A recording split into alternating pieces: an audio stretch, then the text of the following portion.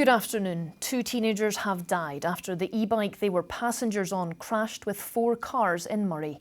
The boys, aged 16 and 17, were pronounced dead at the scene of the accident on the A941 Lossiemouth to Elgin Road. The 14-year-old bike rider is seriously ill in hospital. A 54-year-old man is in a critical but stable condition. Police are appealing for witnesses. The chief executive of Ferguson Marine, where the 2 delayed and over-budget Calmac ferries are being built, has been sacked by the company's board. The termination of David Tideman's contract comes after he told government ministers further delays were likely. John Pettigrew has been appointed as interim chief executive. Labour's plans for the oil and gas industry could see the UK move towards being more uninvestable, the sector's biggest trade body has said. In a briefing to journalists, Offshore Energies UK said the sector was facing big challenges over licensing and taxation. They say the journey to net zero depends on making the most of oil and gas production.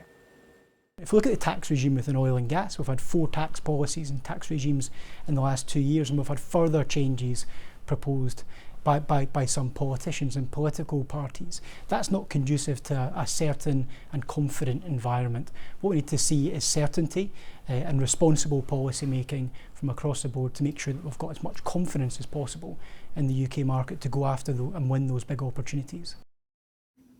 Marine accident investigators have begun their probe into the sinking of a fishing vessel off Shetland, in which 8 crew members were rescued.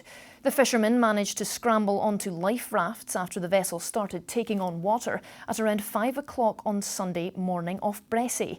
Rescue helicopters from Shetland and Norway then winched the men to safety. All on board the vessel were uninjured.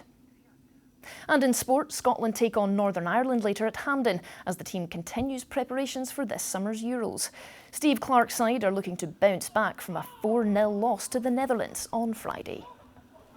In my opinion, I don't think the confidence has dipped. I feel like we know that we played some really good stuff the other night and we want to continue them good movements, the motion that we had in the first half and the beginning of the second half as well. So yeah, it's not all doom and gloom. It may seem like it from the results, but we want to keep pushing. We want to show everyone that we are a really good team and we're capable of that with the squad that we have, which is, in my opinion, is really good. Now here's Sean with the weather forecast. A breezy morning will be followed up with a flurry of fresh delights for lunch. TUI sponsors STV Weather. Good afternoon. We've got plenty of fine weather today across western parts of the country, especially Skye, the Western Isles, around Mallaig and all the way across Wester Ross and up to Kinlochbervie. So the best of the sunshine here today, highs up to about 8 degrees. We've got a peppering of showers still affecting northern and northeastern parts, and those will be wintry, especially over at higher ground, and feeling chillier for us here too. Overnight tonight we'll start to see some rain and hill snow moving back in from the south, snow falling above around 200 metres. So again, some of the highest roads could see a little bit of settling snow into tomorrow morning. But very wet for many of us tomorrow, windy around the northwest and feeling chilly with highs about 5 to 7 degrees. TUI sponsors STV Weather.